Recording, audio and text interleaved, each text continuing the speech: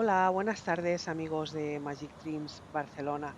Esta es otra perspectiva de la maravillosa Plaza Francesc Macià. Está situada en el distrito de Sant Gervasi Galvany. Se trata de uno de los barrios más exclusivos de Barcelona, con viviendas señoriales, áticos de lujo y servicios de alta calidad.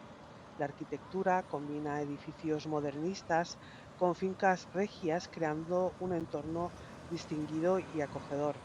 El distrito de Sarriá, San Gervasi, es uno de los más verdes de la ciudad, con acceso cercano al Parque Natural La Collserola.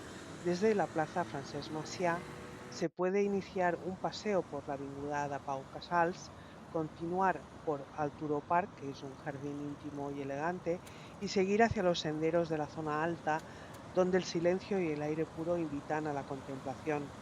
El precio medio de compra en la zona ronda los 6.159 € por metro cuadrado y el alquiler está en torno a los 21 € el metro cuadrado.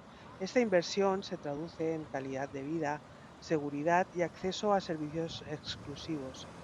Es habitual encontrar viviendas reformadas con diseño interior sofisticado, cocinas abiertas, salas de yoga y espacios sociales pensados para familias y profesionales. La oferta gastronómica